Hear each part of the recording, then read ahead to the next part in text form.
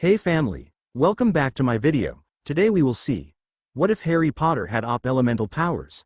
Before we start, I would like to extend my sincere thanks to the original author of this story for granting us permission to use it in our YouTube video. Your generosity is greatly appreciated. The author's creation and the original story's link in the descriptions. Please do check that first. Now enjoy the video. An idea. Harry stared at Hermione. Hermione stared back. Ron looked between the two, feeling completely lost. "Come again?" said the girl. "I said that this is all a plot against me," answered the Potter boy. Hermione really wanted to believe him, she really did, but looking at his bloodshot eyes, more frizzled than usual hair and the complete maniac expression on his face, it made things very difficult. "Harry, I understand," she tried to reason, but Harry interrupted her. "No, Hermione, listen. I went to the bank, on the very same day that Hagrid took the stone. Then Dumbledore says that there is something dangerous inside the school. Then, all of the clues we suddenly seem to get, particularly from Hagrid, who Dumbledore seems to trust with important information but who we know can't keep a secret to save his life."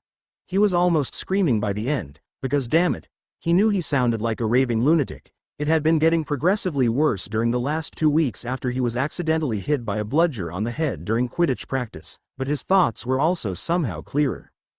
He was pretty sure that all the dilemma with the Philosopher's Stone was all a setup. For what?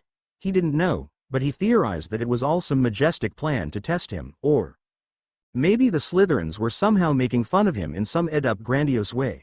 Or maybe an alien from the 17th dimension was somehow luring him and his friends and the rest of the student body by controlling the headmaster, to kidnap them and then eat their brain and intestines, because really, forbidding something to a group of teenager and preteens was asking them to do exactly just that. He leaned towards his last theory, but for time's sake, he explained the first just so Hermione wouldn't just send him to Madame Pomfrey, or to a madhouse. "Harry, I don't think the headmaster is setting you up to anything. I can admit that sharing important information with Hagrid appears to be a rather irresponsible thing to do." Here, the girls winced because she couldn't believe that she really said that, but I don't think it is anything more than the headmaster's trust on Hagrid. Harry stayed silent for a few moments, really considered what she said. It made sense, true, but his definitely not paranoid mind was telling him otherwise.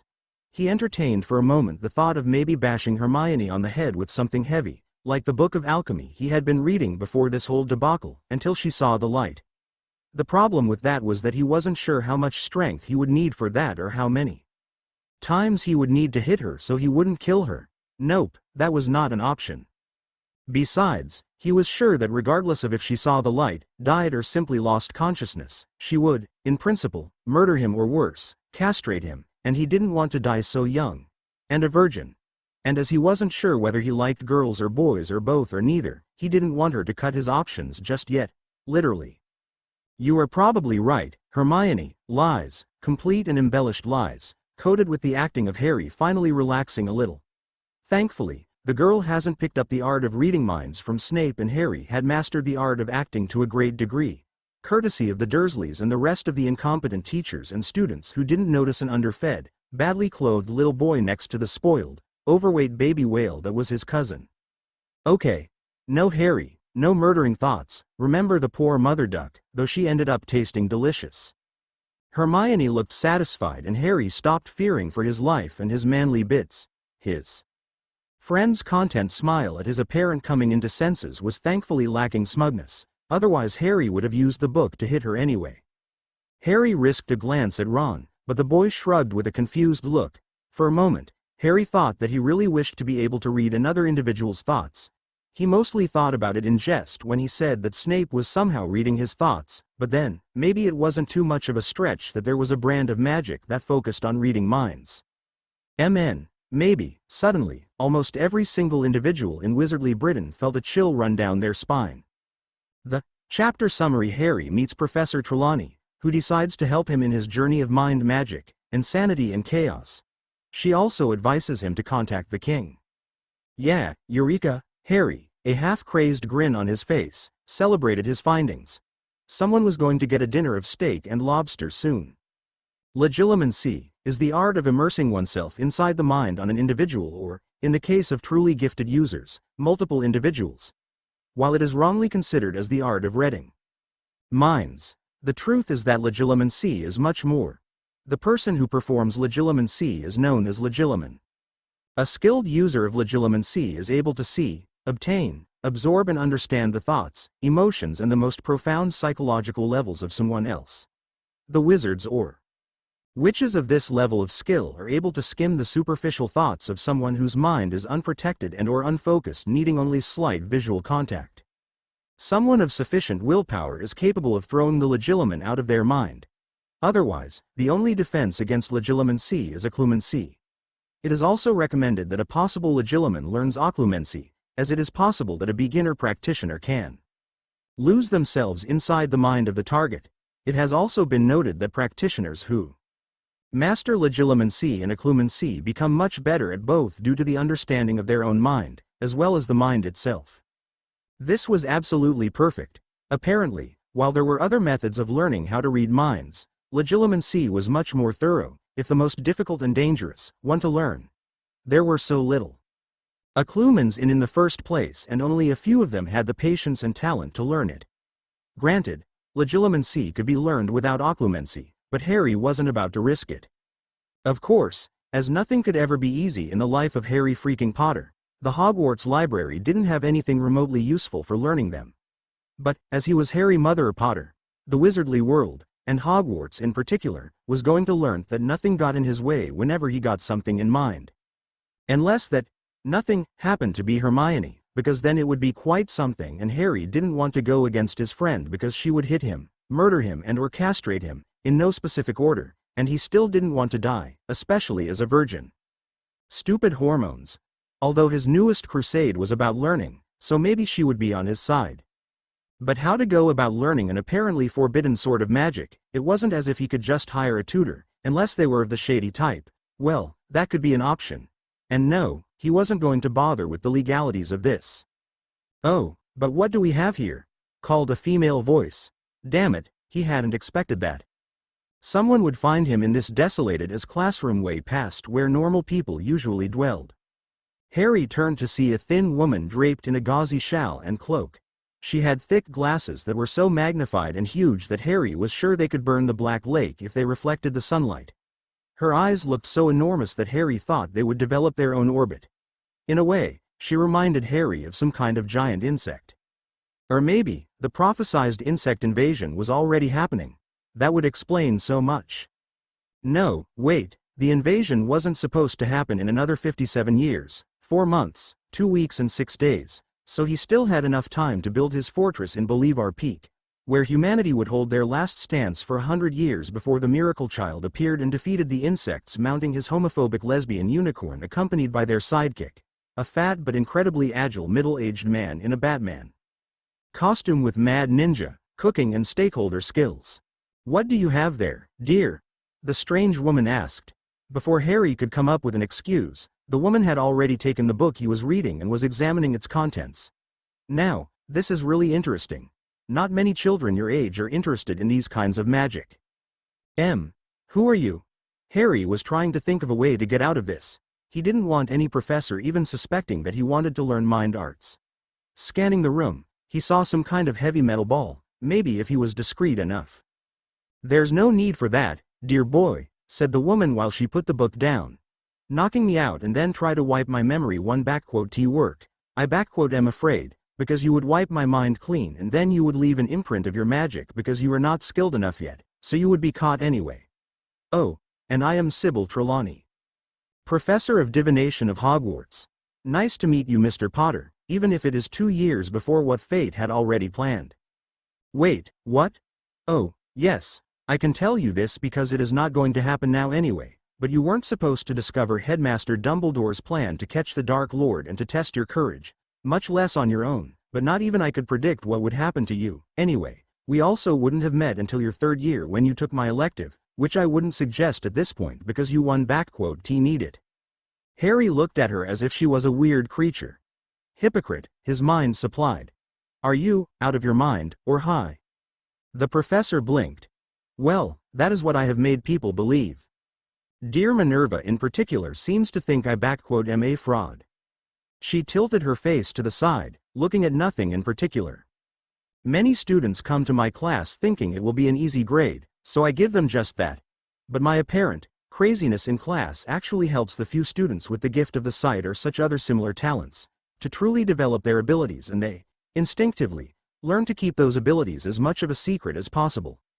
Divination itself is not something that can be taught, although there are ways to learn to read the energies of the world to do some predictions. The art of divination is something you have to be born with and develop later in life. What about the rumors of you predicting students' deaths? Sometimes I'm right, and it is because of the fact that they are subconsciously aware of everything around them that their lives are saved. But most of the time I do it for fun. The cheeky grin that accompanied that confession threw Harry off guard. For fun? Of course. If I am going to have to deal with so many students who are uninterested in my subject, I can at least do it on my terms and have some fun while the ones really interested or who have the gift actually learn what they need. And you do that by traumatizing students with a possibly non-existing death. Yes. Minerva transforms into a cat. Phileas is a funny little man. The Quirinus, well, you will know in due time, though I suggest to never looking at him in the eyes, and to make jokes about noses every time he is near, and Severus, I don't think I need to explain either. She shrugged helplessly. By the way, here. The woman handed Harry a couple of books that she had made appear out nowhere. He read the titles, his eyes widening more with each title. Guide to Basic Occlumency by Maxwell Barnett. Guide to Advanced Occlumency by Maxwell Burnett. Immersing into your mind and the mind of others. Volume 1, a basic guide for the untrained wizard without trainer on how to start learning mind magic without screwing themselves, by His Majesty Morgan Pendragon v. This. How did you? Why, it has always been advised that a person with the gift of the sight learns occlumency, though I admit to have never been very talented with it. I am at an acceptable level now, though, and I be needing these books right now. Oh, and I am friends with King Morgan. You know, the magical and muggle Britain are politically separated, and he sent me that book a couple of years ago, just after his coronation. Anyway, my inner eye told me that someone could make use of the books now, and imagine my surprise when it was you, Mr. Potter. Just make sure no one else see them. Of course, we could say that Morgan lent them to you. You should consider writing to him sometime, just to be sure. He will be so happy there's one more of us. One more of what? A possible occlumens or a seer? No, silly, you will understand in time. Bye-bye, Mr. Potter. Read the books and don't forget to send a letter to His Majesty. And with that, the professor was out of the room.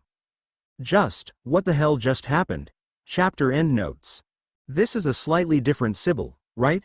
I hope you will like her, and this is just the beginning. Cedric. Hey, Claus, have you seen Harry or Theo?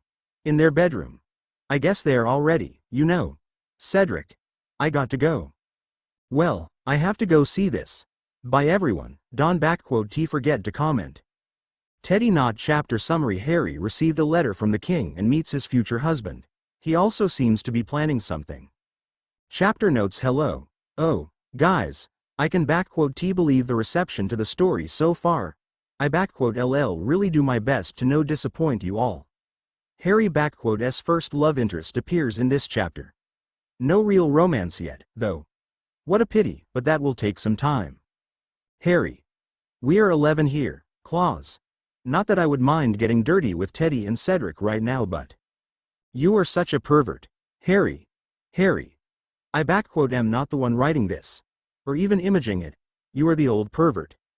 I am not. I am not even 23. Son, I am not old.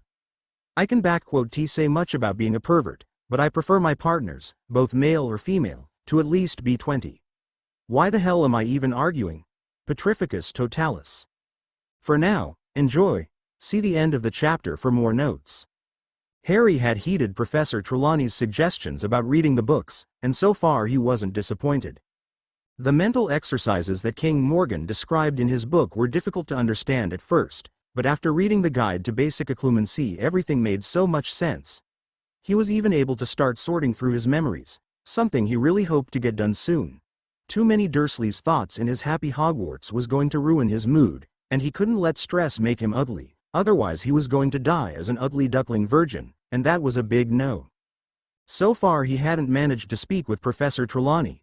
You can just call me Sybil, Harry dear. About contacting King Morgan. He had managed to do some research, though, with Hermione's help and Ron's knowledge about wizardly Britain, and he discovered that the woman was right.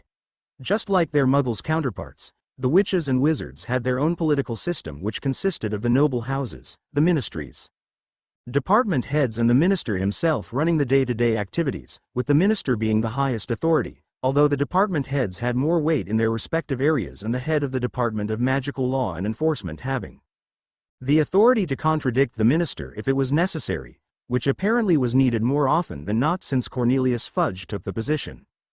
Still, the ministry's power and the authority over the politic and economy of the country held by the houses came directly from the crown, which, while not allowed to strip the houses of their nobility unless due cause was presented because of ancient laws set in magic forevermore, it could still dismiss them from their duties, outstrip the Ministry of Power and dissolve the Wizengamot if that was the current monarch's prerogative. After all, instead of a constitutional monarchy, wizardly Britain was an absolute monarchy. The current king, Morgan Pendragon V, was content with just supervising the goings of the ministry, rarely getting directly involved. The man, who Harry learned was only 7 years older than him, had always been odd, thought very sharp. He had been a Slytherin, and it wasn't unheard of the fact that he liked to use people to get some things done without doing them himself. According to Ron, he was an arsehole, but at least he honestly cared about the well-being of his people. He still relished a bit in the misery of others a couple of times and has been known to assassinate people who annoyed him a tad too much. Harry, much to his surprise, already admired him. He hadn't had the courage to write a letter to the man just yet. WTF, Potter, are you a delicate flower, or do you need Hermione and Ron to hold your hand? Man up and grow a pair of ovaries already. Those balls apparently do nothing for you. Because he wasn't sure how the man would receive them. He didn't want to expose her to the danger of being killed on a whim, and he would feel just as bad if it happened to one of the school *s owl. Potter, called a voice suddenly. Harry turned around and wow, talking about losing his virginity, hello again, puberty monster. He was met by the most incredible pair of almost iridescent icy blue eyes, which was brought out by his short, dark hair, perfect eyebrows and long eyelashes, all of them forming part of the most boyishly handsome face Harry had ever seen. The boy was trying to say something, but Harry was too busy ogling him. That is, until the unnamed boy gave an annoyed look that actually made his eyes flash dangerously.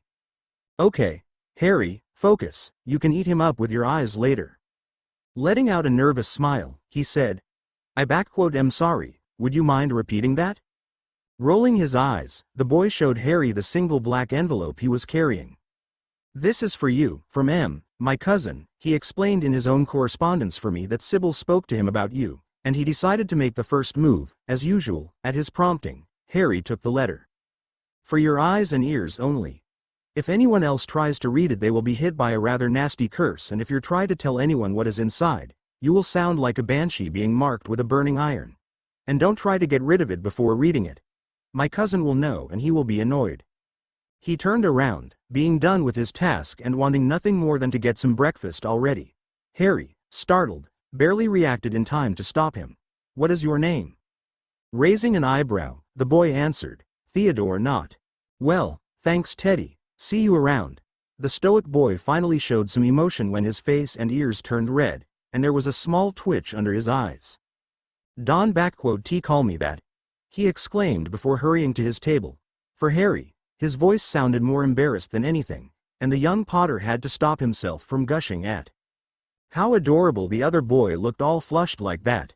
Had the members of a certain group of former pranksters been around, they would have recognized the light that fell on his eyes, as it was the same his father had when he had met Lily Evans.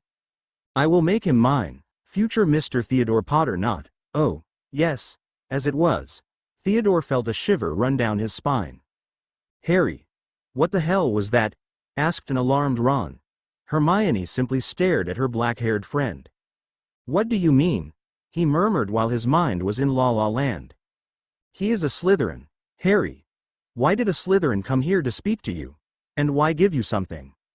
Slytherin, I didn't notice. Finally paying attention, Harry looked at his best friend. My family had some business with a cousin of his and I want to keep contact with some of my parents' friends. And Ron, have you considered that not everyone in Slytherin is bad? I mean, there have been people from other houses that are bad like, what was this fellow backquote's name, Funny White or something? Harry, I think you mean Omp. Harry didn't even turn to see who had spoken before slamming a boiled egg into their mouth. He is just a slimy, dirty bastard and the son of a deer eater. And the rest of his family are probably like that too, argued the redhead. The short Gryffindor was looking at his friend in startled shock, before slowly shaking his head. Ron, I don't care if you speak badly about the rest of the Slytherins, although not all of them are that bad, but I don't want you to badmouth my future husband, for himself, he thought. Well, I don't know about a bastard, but he will be slimy and dirty by the time I am done with him, standing up dramatically, or as dramatically as his scare height of 4 feet 11 inches would allow, and making sure that none of his perverted thoughts showed on his face, he picked up his things and started to leave. I need to read this, and apparently it has to be in privacy, and I need to convince the house elves to give me some steak and lobster, and chocolate, and a set of tutus. Wait, Harry, what do you mean by future husband? And why do you need steak, lobster, chocolate and a tutu? Hurried Hermione to ask. Well, Teddy doesn't know he will be my husband just yet, but don't tell him, okay? I have to work on making him mine. Anyway, I need steak and lobster for myself, to congratulate me on a job well done, and I am craving chocolate. I haven't have my fill since forever, which means 3 a.m. of today. And the tutus? Oh, darling, you probably don't want to know, the evil laugh that came out probably wasn't tea necessary, but all for the sake of watching the people around him squirm in fear. Chapter end notes. I guess Harry is a little more advanced than his peers. Oh, well, more fun for me, right Harry? Harry. Oh, right. Well, meh. Don't forget to comment, until next time. Just. What? Chapter summary. Harry reads the letter and Percy has a new label to his name. Not one he would want, though. Chapter notes. Hello. I'm so sorry. I wanted to post the chapter earlier, but I just wasn't able to. I hate college, especially having to deal with it with an irregular country situation. Well, anyway, it is almost 9 p.m. here, so I will be posting the next chapter in the morning. I'm too tired for anything else. Meh. Harry didn't join me today, but he is busy with Teddy and Cedric. I'm still not sure what they needed the ropes for. Whatever. Enjoy. See the end of the chapter for more notes. Dear Harrison James Polaris Potter, I have instructed my cousin, Theodore, to deliver this letter to you in order to have him warn you about the effects of the curses that were put into it. I decided that the slight subterfuge was necessary because, by the lack of things I have heard about you, I figure you value your privacy, but I'm afraid that, given your position, it will not last. For that, I thought prudent to better ease you as much as possible into the perks, both negative and positive, of your fame and your status as a noble. The effects of them are already visible as, if you have read the Daily Prophet, a publication I despise, despite their occasional usefulness, then you have seen the multiple, though unsubstantial, articles with your name. I would advise you to contact a solicitor and a barrister, though, because while some of the information that has been shared so far is appropriate to what they can legally publish for the masses, they might become a little bold. Now, on to what is important. Sybil has contacted me because she feels that you have some potential to learn the mind arts, a branch of magic that the current ministry is very nervous about. For that reason I will not only give you official permission to learn and practice it to your heart's content, but I will personally teach you. Understand, though, that despite the fact there are people like Albus who are relatively stronger than I, and I agree that the headmaster is the current greatest wizard of this era as his knowledge and skills in many fields surpass mine by a great margin, I am by far the most powerful and skilled master of the mind arts in Britain and possibly the world at large. That said, I will only accept your complete focus in learning what I have to teach, even when progress seems slow or non-existent. Otherwise, I will feed you to my pet hippopotamus, Samantha Amaryllis Victoria Susanna Amanda Banana Fana Fofana, but I call her Sweetie. About how I'm going to teach you, well, you will discover in due time. For now, I want you to finish reading the basics of occlumency and the first 5 chapters of my own book, after which, you will put this letter under your pillow just before going to bed. We will see each other soon, Lord Potter, sooner than you might believe if you finish your homework soon. Hugs and kisses, Morgan Arthur Claus Gwyn Falco Pendragon, King of Camelot. P.S. I won't kill your owl if you decide to send me a letter. I tend to like owls more than I like some people. Harry had decided to do exactly what the king had instructed and found himself placing the letter under his pillow just before bed. The rest of the boys were already asleep. During the past week he had devoted quite a bit of time to the reading material assigned to him by the monarch, and somehow, instead of lowering, his grades had shot up by a considerable margin. Placing his head on the pillow and taking a deep breath, Harry wondered exactly what the king had planned. 10 seconds later, his vision blackened completely. And, because none of the other boys were awake, no one noticed the moment the curtains of Harry's bed closed and then locked themselves magically. Harry awoke in a strange place. The only things there were an infinitely vast space of blackness and a single white platform where he was standing. He also noticed that he was only wearing a simple white t-shirt and slacks. "Oh, you finally here, welcome. You are shorter than I thought." "Everyone, stand back," ordered Percy Weasley as he pointed his wand to Harry's bed. Finite incantatum. There was a kind of sudden snap as the locking charm on the curtains was lifted. The young prefect waited for a few seconds before sighing and reaching to move the covers. "Potter, are you?" He didn't get to finish before he was assaulted by a bar of butter. "Help! Pervert! Rape!" screamed Harry as he jumped out of bed, somehow freshly showered and fully clothed. Percy was spiting some of the butter that went into his mouth and trying, futilely, to wipe some of it with his sleeves. "Harry, what the hell?" screamed Ron. Neville had already gone down for breakfast and Dean and Seamus were just looking at the scene with a combination of amusement and disbelief. The young raven was sending Percy a glare that could have melted glaciers, not because of the fierceness but because it looked like the most adorable pout in the multiverse. "You were trying to take a peek, right? Well, bad news, Mr. John Herbert. That sight is only for my future husband and you will never see it, never." Then he jumped out of the window, which had been closed. Chapter endnotes. Hope you liked that. Poor Percy. He will be now known as a child molester. BTW, the next chapter is the end of TPS book. I'm so looking forward to the next ones. Especially Goff and OP. Heads will roll. Gummies Bears chapter summary. Never underestimate the power of sugar, especially on a protective, pissed off Harry's hand. Dumbledore finally gets his toffee and Morgan makes an appearance. McGonagall also receives something, but she might not like what it is. Chapter notes. And I say, H-E-Y-Y-Y-Y.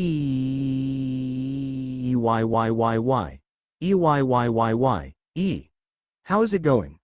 Are you all as excited about this chapter as I am? This is the final chapter of the Philosopher's Stone, which means, yes, the battle against Quirrell. Harry. Claus, I have to ask if you were high when you wrote this? MNN. Nope. I am not allowed to be near any kind of drugs, including antihistamine and headaches pills, although I can consummate those under supervision. Harry. What happened? I don't know. My friend refused to tell me. My ex-girlfriend and a cousin kept sending me strange looks and blushing for like 2 months. I was named persona non grata in a supermarket and it forbidden to ever mention what happened to my parents. I am pretty sure the last is for my own protection, though. I fear the chancla. Harry. Let S get on with this before you scare the readers. And please, stay at least 10 feet away from me. Whatever. Oh, by the way, readers. Do you like gummies bears? See the end of the chapter for more notes. Harry was pissed. Not the typical, "Oh, you ing bastard, you," nor the, "I am going to dance over your grave, you stupid mother," kind of pissed. It was the, "I am going to crucify you using hot nails, cast Cruxio on you, rip off your skin, cut your testicles and feed them to you, and then drown you in boiling oil," kind of pissed. His week had started fairly good. His classes, excluding potions and Dada, had been adequately pleasant. Professor McGonagall had even complimented Harry on his last performances in classes, and Flitwick thought that Harry had enough grasp of a few charms that he should try casting them silently.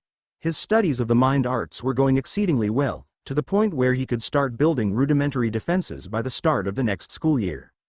He had also sent Teddy numerous gifts during the last couple of months, ranging from poems and chocolates to expensive clothes and magical, harmless things that would probably make his life easier. Harry had ordered through catalogs with Sybil*'s help. The boy at first had been hesitant, especially because Harry had sent everything anonymously, but when Snape had assured him that the gifts were free of any kind of harmful magic, he started to accept them. The brilliant blush and shy smile on Teddy**'s face whenever he received a new gift, something Harry learned the boy had come to look forwards to, made Harry**'s day every time. All that aside, Harry was pissed because he, along Hermione and Ron, had told McGonagall that someone was going to steal the Philosopher's Stone and the woman hadn't believed them. The nerve. Well, see how she likes receiving cat toys every morning from now on. Yes, his revenge would be terrible. Terrible. So, Harry, Ron and Hermione, being the brave, dunderheaded Gryffindors they were, had to go and try to stop a robber with infinitely more power and knowledge of magic than them. And now, his best friend was hurt. No one hurts his friends and gets away with it. It didn't matter that it, technically, was their fault. Harry entered the chamber where the stone supposedly was, weighting the big stone he had grabbed from the pieces of the night Ron had used. He saw, at the very center, the mirror of Arised, and in front of it was someone Harry could recognize by the turban. For liberty, glory, Teddy and Quirrell turned around at the sound of the awesome battle cry, only to be met by Harry the Flying Potter slamming into him with a rock in hand. What the? Die, evil specter, you will never take me alive. Harry had the look of a desperate man on his face as he brought the rock down. Unfortunately, he only managed to get 2 hits in before he was blasted away by a spell. The dark wizard glared hatefully at the boy, who looked back defiantly. Potter, what? You don't fool me. No one can be so ridiculously pathetic and not having something under their sleeve. You thought I would believe Snape wanted the stone? He an obsessive, passive-aggressive asshole and a git, but he not evil. Besides, the Nargles told me about Mr. Nosy under your hat. Quirrell stared at him for a full minute before starting to chuckle softly. Very good, Mr. Potter, you appear to be smarter, if slightly more unhinged, than the rest of these people, only Snape. Like a Harry said before pointing his wand at the professor. A red and green stream of something almost slammed into Quirrell, but the dark wizard managed to dodge.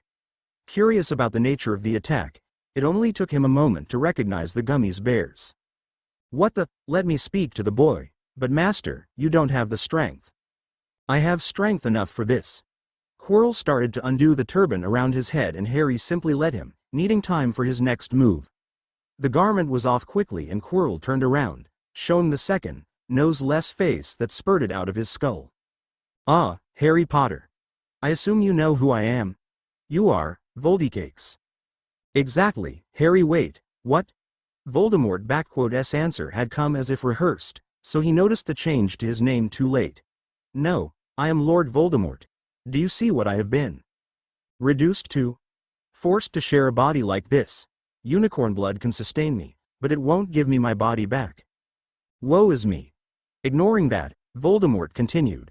Fortunately, there is something that can give it back, and you will help me acquire it. I will not. Yes, you will. I won't, ever. You will do it. Not even in your wildest dreams. I will give you cookies from the dark side. Harry actually took a few seconds to consider that. Noppity nop, and that final. Then, you shall suffer. Get him.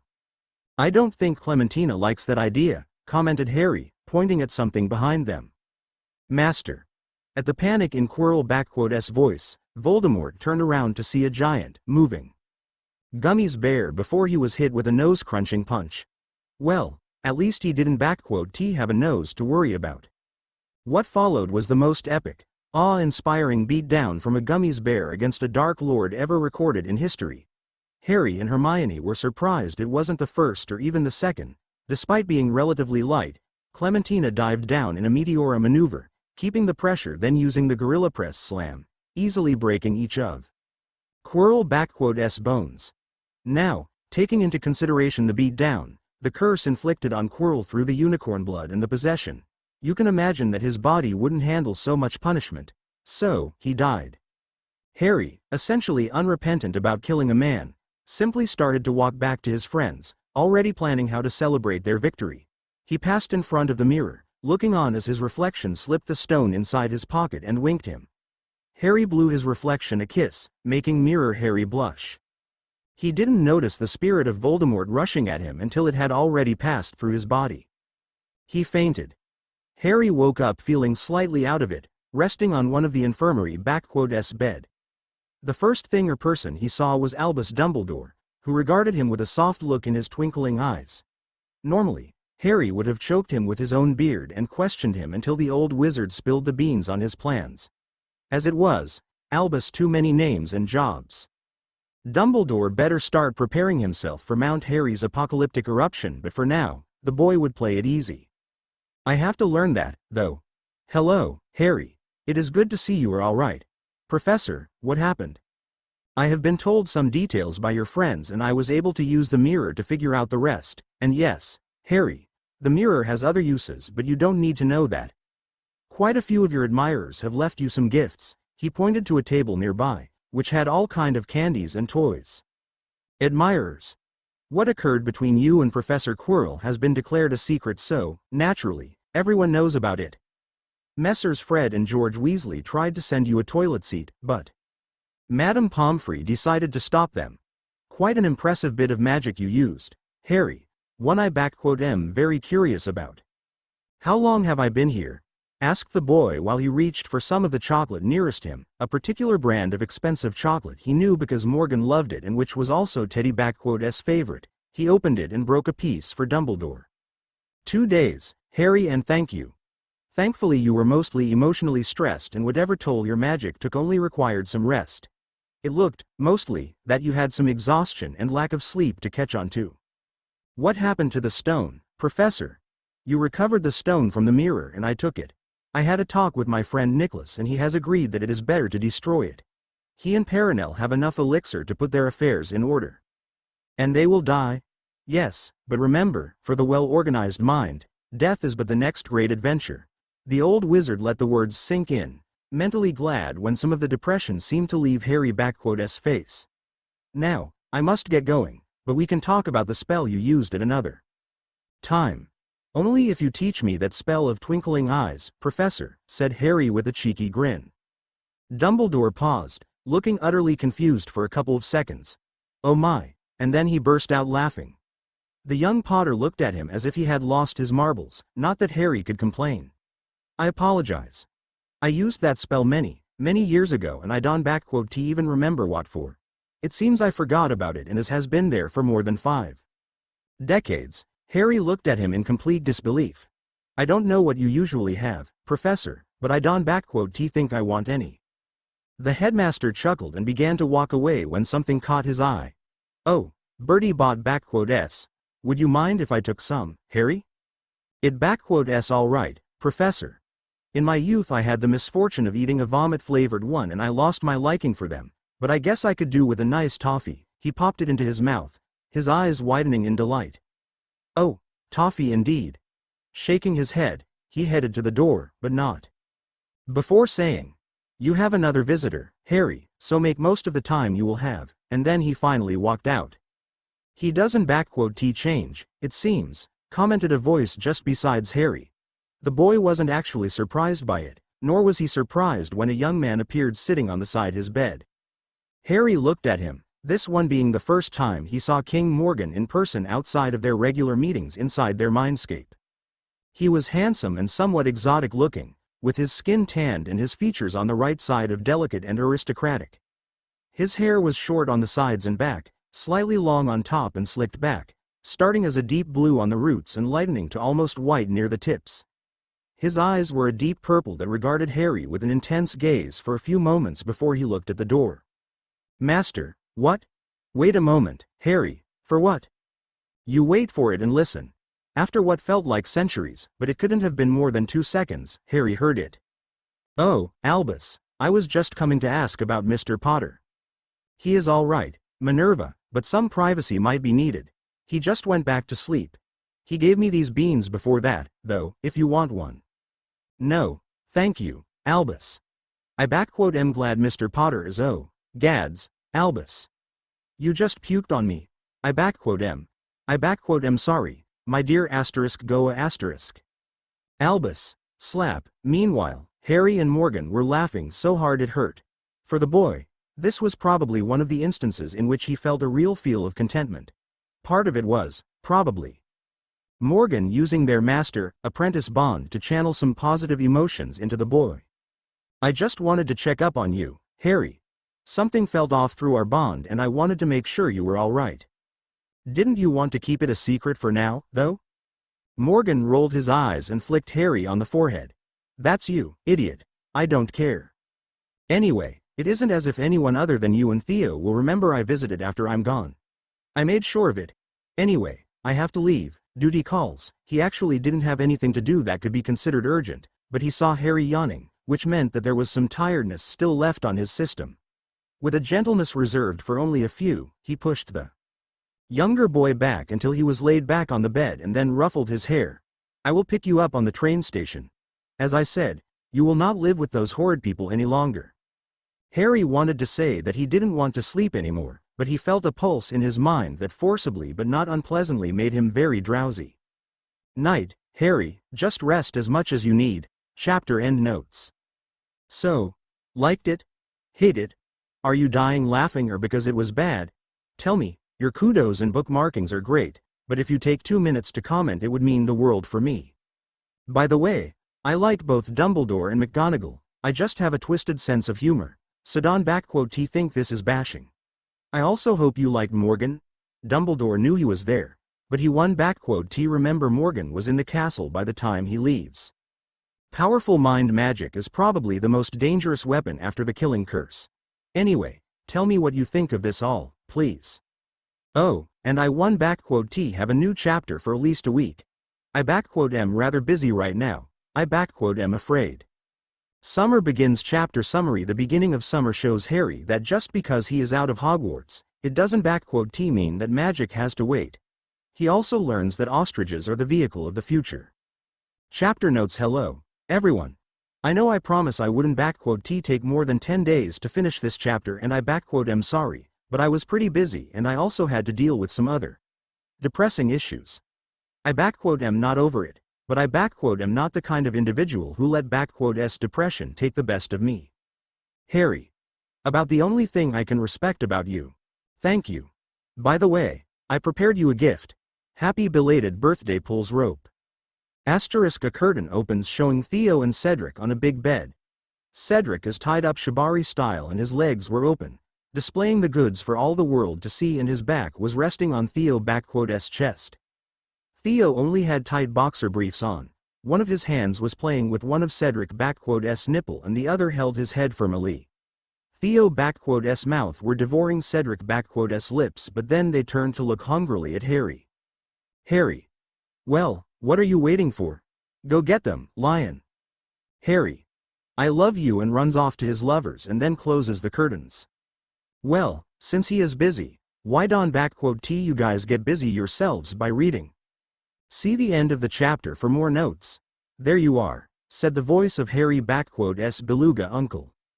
Harry had barely even said goodbye to his friends when his relatives, and he was using the term as loosely as possible, caught sight of him.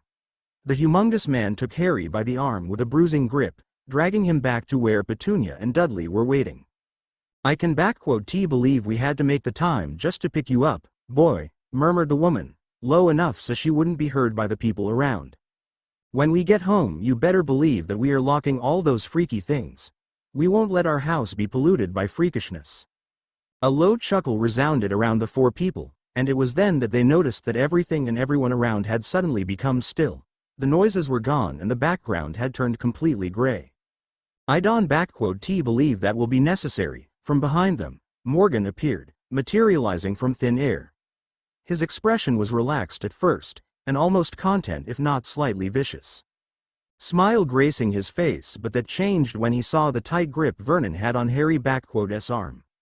His eyes narrowed and he sent a sharp glare to the adult whale, making him release the boy and stumble back a little when he felt as if something cold pierced his heart. From now on, I will be taking care of Harry, so you won't have to worry about it anymore. While he was speaking, he walked until he was behind his apprentice, gently placing his hands on the boy's shoulders. Vernon had, meanwhile, walked fully back to his family and the Dursleys were looking at the blue-haired man carefully, some instinct telling them that he was someone dangerous. "And just who are you?" questioned Petunia. If he wanted to take Harry off their hands she was all right with it, but she still wanted to know who he was. "I am Morgan Pendragon, but for you, peasants, it is your majesty." Pendragon. Petunia paled rapidly. Lily had told her, when they were still on speaking terms, about the wizardly Britain royal family. She couldn't know, of course, that he was king, but that was beside the point. "Yes. I guess you have heard about us." His face became a rictus of wickedness that almost made the paralysis the Dursleys felt an almost physical phenomenon. "I don't have much time right now, but do know that I will come for you, one day, whenever I feel like it." The smile on his face stretched until it was literally going from ear to ear with sharp, demonic-looking teeth adorning his mouth, and his eyes changed from purple to a sickening burning pink. Keeping an arm on Harry's shoulder, Morgan led him until they were outside of King's Cross. "How did you do that?" asked Harry. He noticed that everything else around them still seemed to be frozen. "What? Make everything appear as if it is frozen?" "Well, that too, but I was talking about the shite-eating smile thing." Harry suddenly started to act like a kid in Sugar High. "It was so awesome. They looked like they were about to faint, and you just looked so cool and sick. I want to learn to bring fear into people's hearts and make them shit themselves as well." Anyone else would have taken Harry to the first psychologist they could find after hearing him say that. Hell, they might even try to get him into a madhouse. Morgan found it endearing, and only great self-control kept him from cooing at him. An illusion, enhanced with mind magic to make the smile and to make everything seem as if it was frozen. Time is, after all, a powerful illusion. "Oh, and I can make my eyes turn pink, but only under certain conditions." Harry looked at him expectantly, but the young man shook his head. "Another time, Harry, we're here." Harry looked around, noting that the world around them had started to move again. What his eyes zeroed on instantly was in the pair of teenagers standing just beside a group of enormous birds, ostriches. "Harry, meet my little brother Salazar Pendragon and my little sister, Artheria Pendragon. They go to Hogwarts, of course, but they are in Hufflepuff and Ravenclaw respectively. Little ones, I guess you already know him, but this is Harrison Potter." "Hello, Potter," said Salazar with a friendly smile on his face. He looked very similar to Morgan, with the exception of his hair being brown instead of blue, and he was significantly shorter. His eyes were also purple, but lacked the soul-piercing quality of his brother. Artheria was stoic, even more so than Morgan, which somehow made her already pretty face look almost like a sculpture. Her hair was blonde and cut very short, and her eyes were brown. She also appeared to be the youngest of the three, as Salazar looked like he was around 15. While she couldn't have been older than 13. "We are all accounted for, right? Because I am hungry." "You were always hungry, Sally," commented his sister. "Well, excuse me, Titi, but I am not a vegetarian who only ever reads, you know. I enjoy learning, but I need a lot of exercise as well, and that makes me hungry." "That "s enough, you two," ordered Morgan. He normally let them go at each other, but he didn't have any snack right then, so it would have been a waste of entertainment. "Sal, you know she is not a vegetarian. Artheria is a vegan.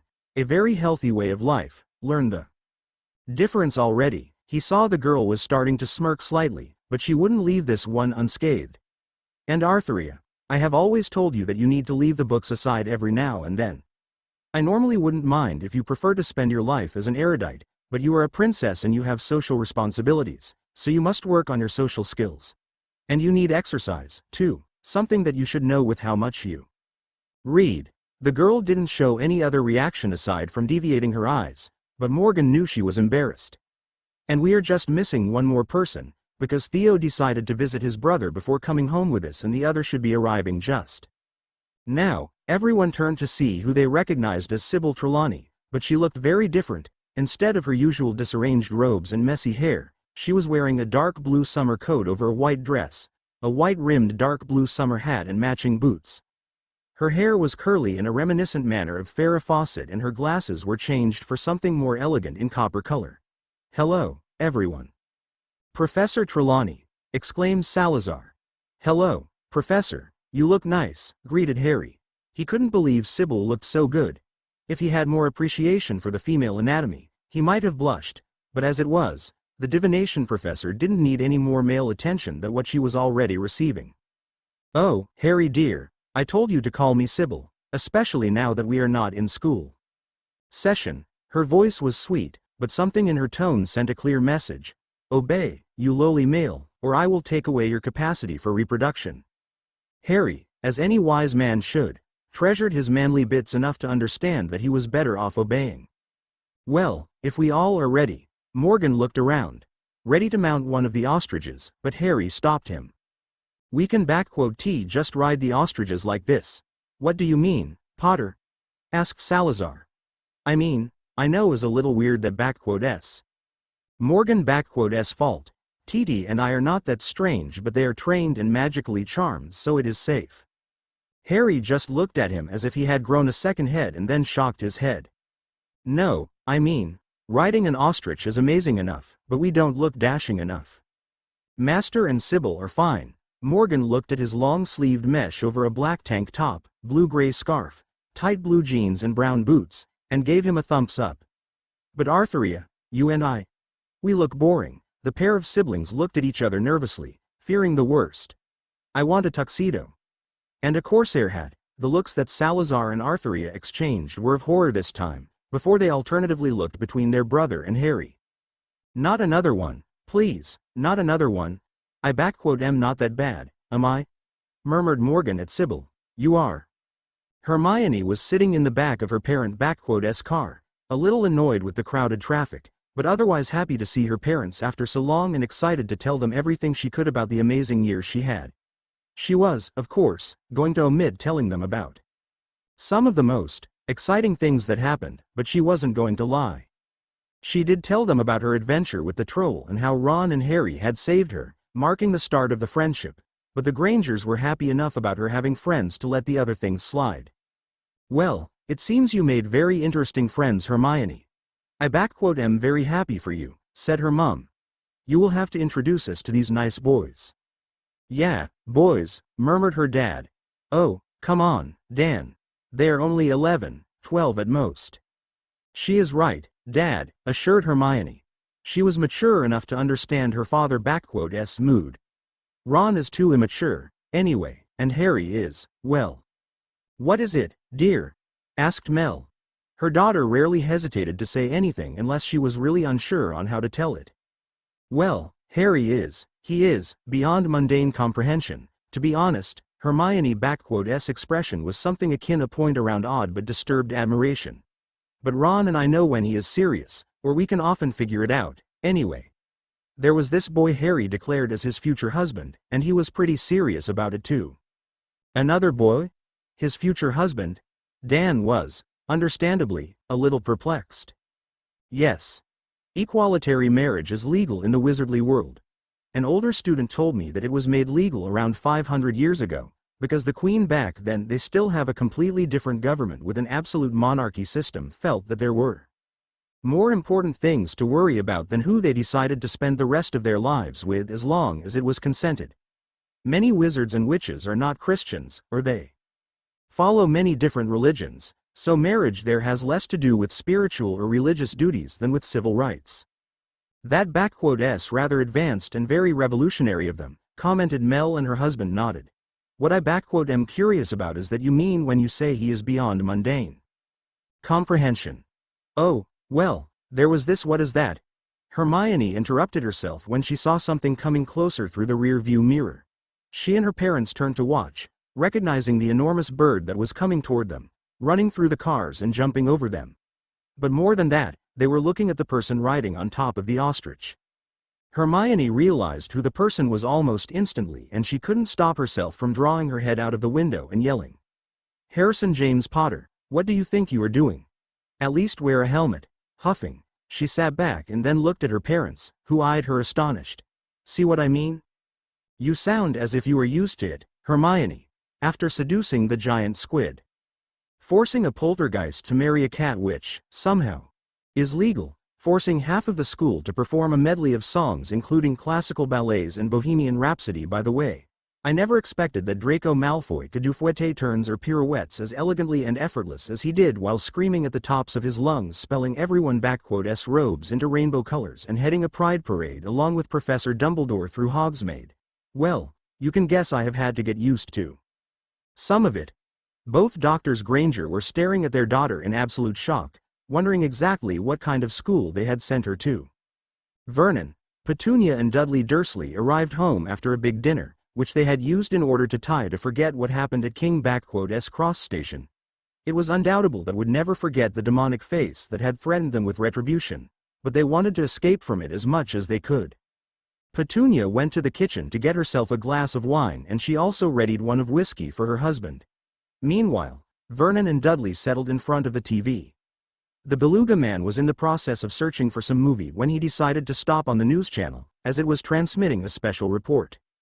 Working as a reporter, I have seen many things, but today takes the cake. Well, people riding ostriches in the middle of London are definitely the kind of news that would make one head turn, Quirrell. Indeed.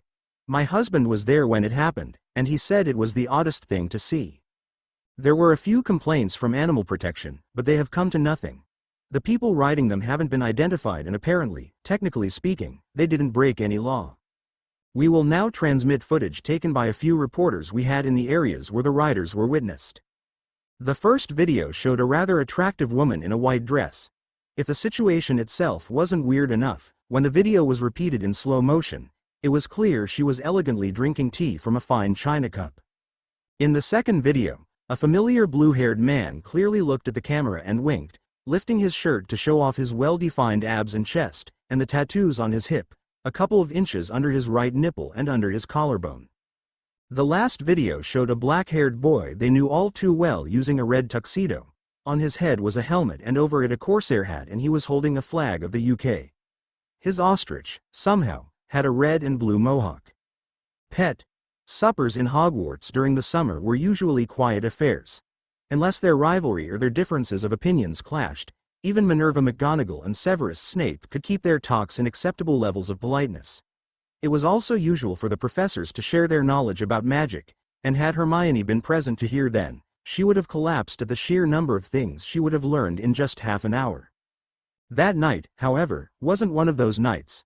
Certain days during the summer, the house elves of Hogwarts decided to prepare a few dishes to add to the options they would serve to the children once the new term started, and the professors were always the first to try them in order to voice their opinions. "Remind me again, what are we eating?" Pomona Sprout asked. "This is ceviche, a Latin American dish known for some to come from Peru, made by cooking fish in lime or lemon juice. And the cookie is a kind of yeast-less bread called casabe made out yucca root. It's from Venezuela, if I remember right," commented Dumbledore. He had, in his long life, eaten dishes that even the people around him wouldn't even fathom.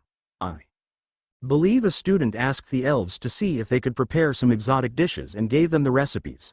I approved it, as it would be a nice change from the usual British and European foods. "They will be preparing some Asian dishes next week," the headmaster said giddily. "It is certainly different, but each one is pretty good on its own. Putting the meat and onions over the bread gives it an interesting contrast of textures and flavors. What do you think?" "Severus," said Phileas Flitwick. "It acceptable, was as much of a compliment one could hope to get out of the Stoic Potions master. Inside, he thought, it was pretty well made." "It more than acceptable, Severus," said Minerva. "It very delicious. That's just your inner animal speaking." "Severus!" exclaimed Minerva, infuriated, completely drowning Pomona quite turned down for what? Whatever else she wanted to say was interrupted when an owl dropped a small box just in front of her. Deciding to ignore Severus for the moment, she carefully opened it after making sure it wasn't enchanted. Reaching inside, she pulled out the soft, fluffy and squishy thing inside. It was a toy mouse. Snape had to do a great effort not to sneak her, but, ignoring the cowering forms of the other professors, including Mr. Filch, Hagrid and Dumbledore, he started to comment. "I guess someone finally at Animali. And that how Severus Snape finally matched his fame as the Dungeon Bat after spending 2 weeks transformed into one. He also gained a healthy fear for the Scottish professor. Chapter end notes. This was a fun chapter to write. Am I the only one who wants to ride an ostrich? And as for why they rode ostriches instead of using some other method of transport, well, the excuse is that Morgan sometimes likes to go to eat in the Muggle world. Something about variety. So, liked it? Hate it? I want to know what you really think. After this I will be working on the first 2 chapters of the Chamber of Secret. Poor Harry. He is going to be a little more broken. Peeks behind the curtain. Well, they're done already. Ah. Teddy and Harry are cuddling on Cedric's chest. By the way, did any of you watch the In a Heartbeat short film? Cutest thing I have seen in a while. Summertime chapter summary. A summary of Harry's summer and his re-encounter with his friends after a long couple of months. Chapter notes. Hey, everyone, I have to say that I am pleasantly surprised. Almost 1,500 reads and almost 100 bookmarks. Thank you. I am sorry for the long wait. This chapter just wouldn't come out right. I still think that there are a few things missing, but I didn't want to wait anymore. Besides, I do like it. It just. Well, anyway. I stayed within my limit, but this is one of the longer chapters to date, so I hope you like it. By the way, I am working on a second, third, technically, I haven't published the one which would be the first yet, Harry Potter FIC. I should be posing it in a few hours and this is a collaboration. I will leave more info after you finish reading this chap. Enjoy. See the end of the chapter for more notes. Harry's summer had been a blast. Learning about the Wizardly Britain and the Wizardly world at large was just the tip of the iceberg. He had completed his whole summer homework by the middle of the second week. Hermione would be so proud, so he had the time to really enjoy himself unbothered for the first time in his life. Morgan, somehow, taking into consideration the sizable amount of work he had to do in order to run his kingdom well. Empire actually, but his master liked the word kingdom, even with the Ministry of Magic running the day-to-day affairs, had more than enough time to take Harry, Salazar and Artheria to different trips around UK, a purely Muggle construction, and parts of magical Britain which apparently amounted to the Empire of Camelot, with many different territories in the continent of Europe, America, Oceania and many islands belonging to it, and a couple of different places around the world. The 4 of them were usually disguised so they wouldn't bring too much attention to themselves, but, although they weren't going around wasting outrageous amounts of money, they didn't have to contain themselves from enjoying everything they could. Not everything was fun, though. While his last terms in Hogwarts had showed that he had a good head on his shoulders, Morgan was slightly annoyed by Harry's lack of focus in his studies earlier that year. For that reason, he had Harry study with Artheria and Salazar to polish his knowledge of first year, and then put him under the tutelage of a couple of amazing masters that belonged to the Pendragon royal ring, which is what the Round Table of the Arthurian legends had eventually transformed into. Just as Morgan is a direct descendant of King Arthur, the current masters, who also held the rank of knight and served as the main force of protection for the king, are all descendants of the original knights of the Round Table. They're also all related to each other, however distantly. It was very fortunate that his occlumency really helped improve his memory, even if his defenses were still relatively inexistent, and his tutors had commented that even with his body being malnourished, although that was being fixed and he had even grown a couple of inches, his magic was plentiful and strong. It, though, didn't alleviate his suffering during the physical training Sir Mael insisted he went through, or Salazar's lesson in etiquette. For example, why'd I have to do this? Holding the books on your head will really improve your balance. No, I get that, Sal, but why'd I have to wear the hills? So you can learn to be graceful, which you will need for when you finally become Lord Potter, right, Artheria? Indeed. They also show your legs off and bring out your derriere, right? What? The biggest thing, however, was finally managing to get close to Teddy. Theodore Knott, and his older brother, Maximilian Knott, were Morgan, Salazar and Arthuria's closest cousins, because their mothers had been twins. They weren't part of the royal family, however. Just like the Pendragons, the Knott brother's parents were dead, and Maximilian had been forced to take the role of head of house and parent at a rather young age. It wasn't unusual for both sets of cousins to get together a few times each week, and Harry, who was all but adopted by the Pendragons, joined them. Theodore was quiet and very calm, but his sense of humor was good, and once he was interested in a subject, he would sometimes ramble on until he became self-conscious, blushing brightly and apologizing. It was only when he knew he was being watched that he employed a colder mask. Harry fell in love a little more with him every day and kept sending him anonymous gifts and letters, which Theo was sometimes responding to, asking who they were.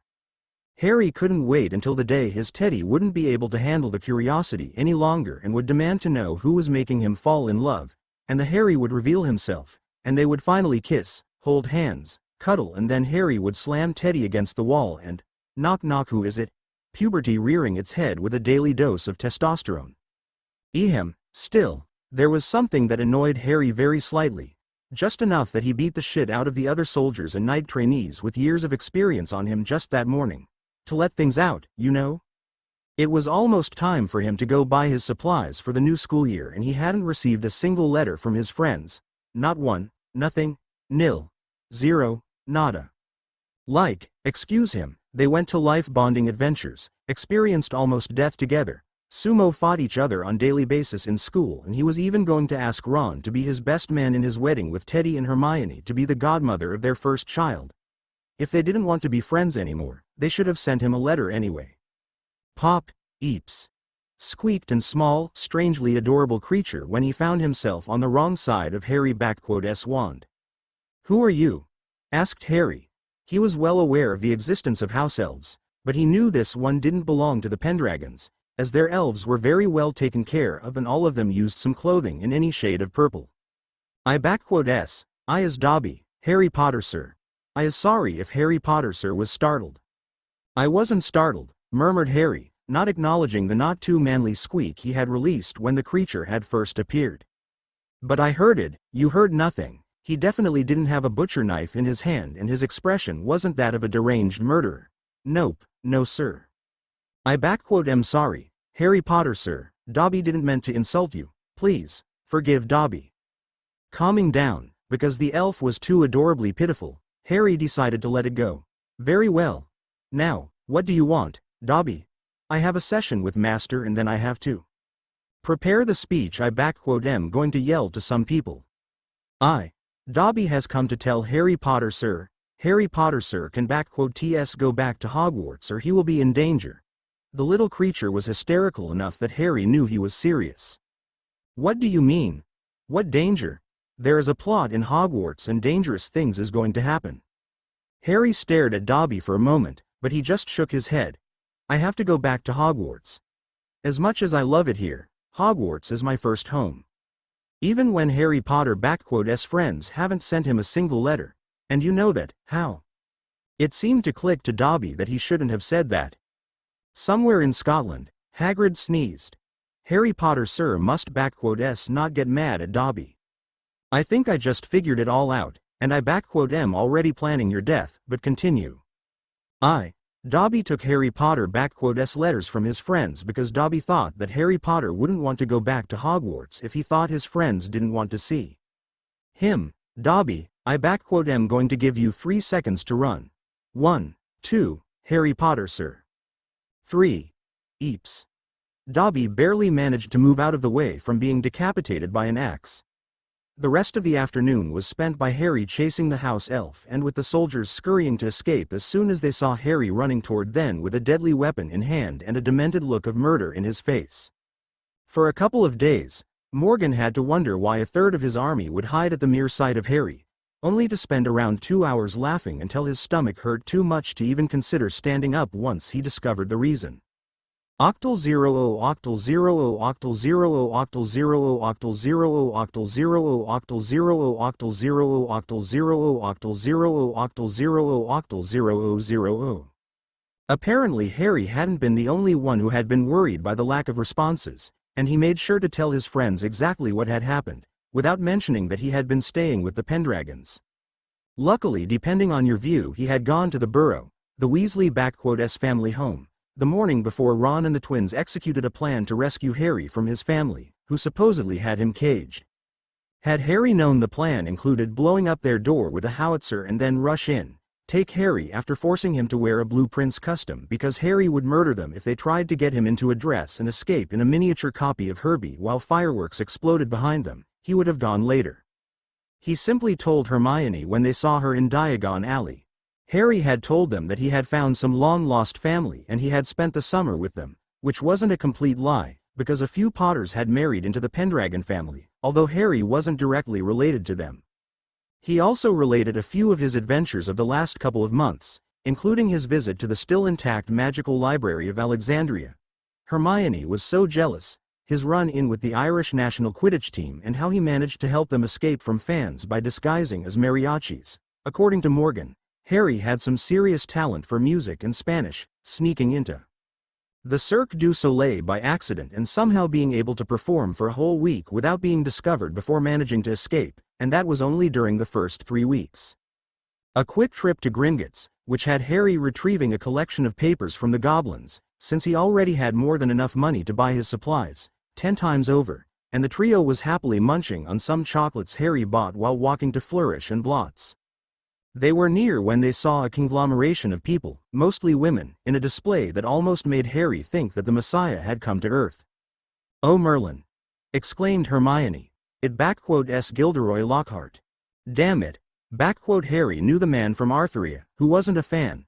On the contrary, she knew there was something fishy about him, but she had yet to bother to investigate him. He sent Hermione a curious look, and when he saw her eyes light up in delight, he started to reconsider the benefit of hitting her with a heavy book. Preferably something related to the benefits of common sense and sanity.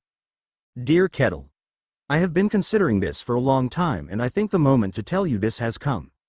You first have to know that I respect you completely, and I fully hope that our friendship will never change, but I couldn't keep this to myself anymore, so, here I go. Kettle, you are black. Signed, Pot." Yeah, he just imagined that. "So what, want to have a go?" Harry, mate, who are you waving your fist at?" Composing himself, Harry looked at his friend with an innocent smile. "It was nothing, Ron, just friending the imaginary readers in my head." Turning to look at his female best friend, he said, "Hermione, get a hold of yourself. It's unbecoming of you to be acting like that for a twat." "Harry, he is not a twat," she told him. "Gilderoy Lockhart wrote the books we will be using this year, and he has done many amazing things. Just because someone wrote a book doesn't mean they're not a twat, Hermione. And we have done amazing things, and we are not acting like a wannabe of the hate child between Brad Pitt and Indiana Jones. Anyone who writes a book," 3 words, Harry interrupted. "The Communist Manifesto." That actually shut her up for a moment. Touché. "Let S just go in, okay?" The children entered the shop, something easier said than done with the number of people blocking their path. Still, they managed to get inside. Unfortunately, that put them just in front of the famous author. The worst part? Harry didn't even know what happened before the Ponce had grabbed him. "Oh, Merlin, I need to sanitize myself." And the reporter was taking pictures, and then the older celebrity was giving him whole collection of his books. A moment later he felt Ron yank him back. Someone was going to get a really nice Christmas gift this year, and he was standing outside of the circle of people, thankfully still inside the shop. "I feel so dirty." "You finally say something that makes sense, Potter," said a voice that triggered Harry S homicidal tendencies. "Hey, Malfoy. When is the next recital? I have to admit that I don't like you, but your dancing skills are amazing." Red colored the blonde's pale face. "You just like the attention, don't you, Potter? You can't go a day without being in the center of everything." "I wasn't the one dancing in front of the whole school to Anna Magdalena Bach and Queen S Bohemian Rhapsody," he grinned when he thought of something. "By the way, I didn't know you were such an avid fan of a Muggle band." "I get it, though, Freddie Mercury is awesome." "You stupid," he was interrupted by the top of a cane landing on his shoulder. Now, Draco, you don't need to lower yourself to that level," said a platinum blonde man. Looking at his face, Harry could see the resemblance that belated the fact that this was Malfoy father. He was dressed in immaculate dark robes, and he was holding a cane which had an ornate, silver snake on it. "Harry Potter, what an unexpected surprise," he said, rising his cane to move the bit of hair that covered Harry S scar. "Lucius Malfoy, I am Draco S father." The man extended his hand, and much to Ron and Hermione S horror, and Draco S surprise, Harry took it, smiling politely. "A pleasure to meet you, Lord Malfoy," With as much time as he had spent with the royal family and being part of a noble family, Harry already knew the names of the other nobles. That didn't mean he was going to threat Draco any different, but he knew he shouldn't try to openly insult this man. At least not now. I like the cane, it's very classy and looks cool. Where can I find one similar? But with a lion, of course. House loyalty and all, he shrugged innocently. Lord Malfoy simply raised an eyebrow, but, since the boy was still being polite, he decided to play the same.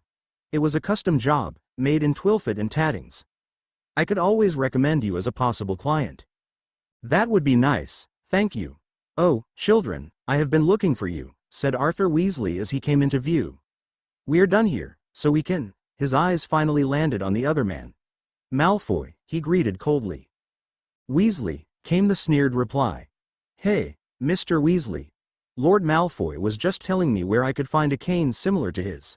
I hope you don't mind, but I want to stop by one more shop before we go to the Burrow for lunch.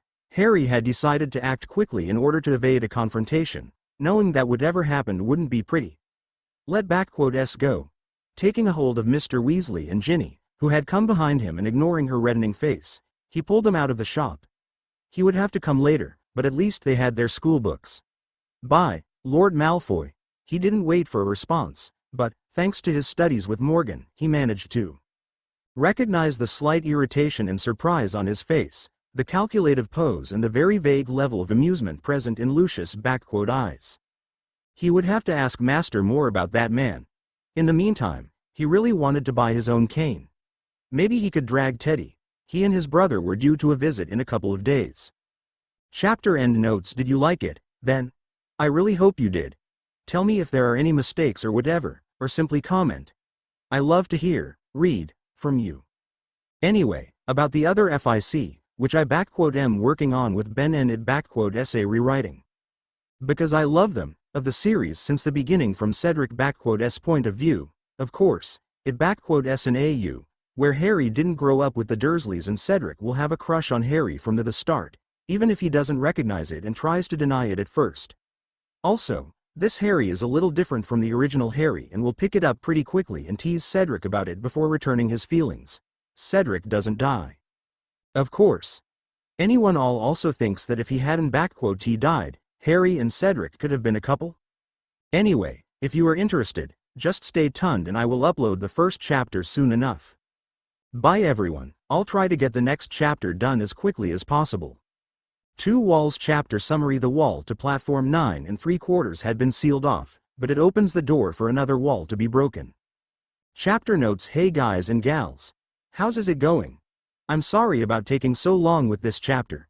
It just wouldn't come out. I have also tried to use whatever little muse I had for the other fic I have with Dream, and there was another idea for a one-shot that I just needed to get out of my head. Theo. Mate, this is really hot. Would you mind if I used some of this ideas with Harry and Seed? Nah, it's alright. I expect you to. Theo. Yay, thanks. So, dear readers, I leave you to it.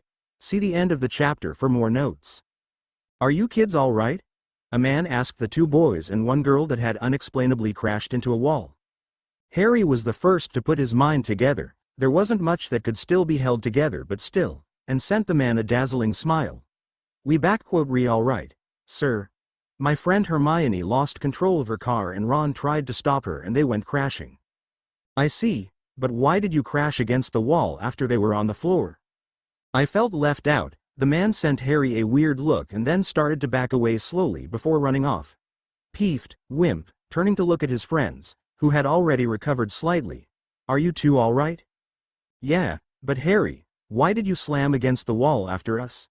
You didn't run until we had crashed, questioned Hermione. I felt left out, Harry pouted. He just wanted to do things with his friends. If they were into slamming against walls, who was he to judge them? They put up with all of his hairiness, so he could handle their odd quirks. What the hell even happened? Asked Ron. Harry reached to the wall with a hand, feeling the firmness indicating that the portal to the station 9 3/4 was closed. It sealed. Damn it. Wait, what? Hermione looked properly scandalized. We are 20 minutes early, how can the gate be sealed? I don't know, but I have the urge to kill something, He narrowed his eyes, looking suspiciously around them. Something small with big eyes and pointy ears. Harry was sure he heard a little squeak sound and then an asterisk pop, but he decided to let it go for now. Let's go, I have an idea. Motioning for them to grab their things, he led them to a more secluded place. After making sure that there was no one else apart from them around, he reached inside his trunk before pulling out a beautiful, rune-ornate black cane. The top had a lion made completely out of rubies sticking to a gold base. The cane had a cleat at its foot also made of gold. Lucius Malfoy had struck to his word and actually mentioned him to Mr. Tattling, so Harry was well received in the shop. The cane had been fairly expensive, but Harry liked it too much and he had more than enough money to spare. He pulled out the wand inside the cane. A secondary one Master had had the Pendragon's wandmaker make for him, which blocked the trace as long as the magic was performed through it and quickly shrank their entire luggage. Grab a hold of me. His friends looked to each other before shrugging, too used to his oddity too. Castle Camelot.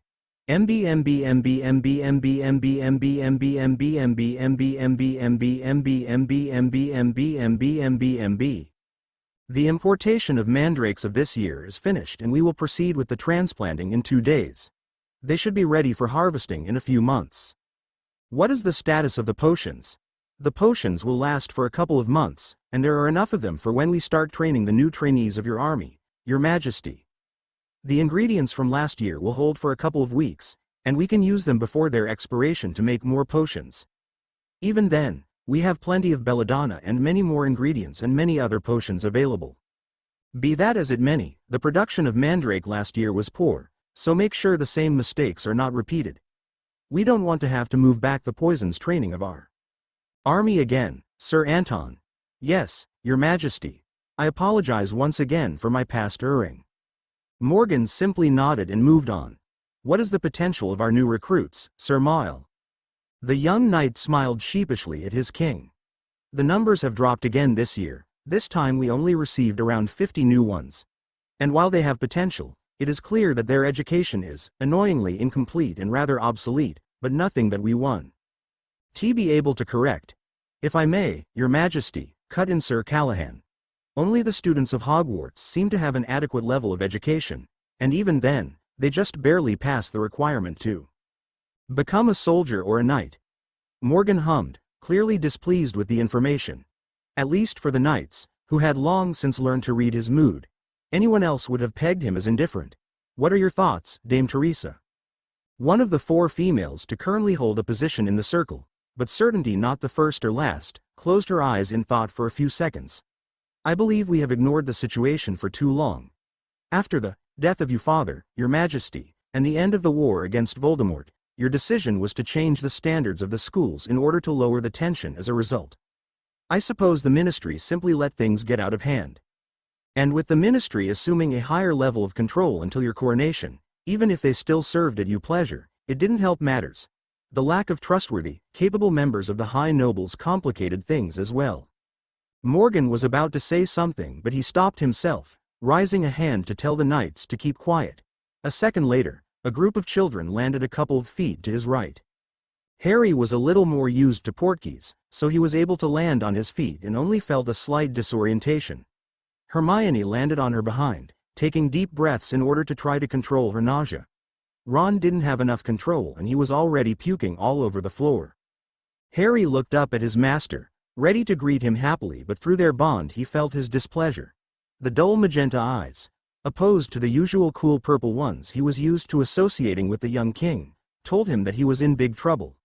A quick look around told him that he had just interrupted the Court of the Ring, and Ron was returning his breakfast. Harry felt a tug in his mind, meaning that Morgan was plucking at his memory to understand what had forced him to use the portkey Master had provided through the use of his cane. Morgan stood up and the knights did as well. In a couple of steps Harry tried not to show his jealousy at how tall the blue-haired man was. He was in front of the group, leaning over Harry close enough that the boy could see the swirling combination of purple and pink in his eyes. Harry gulped.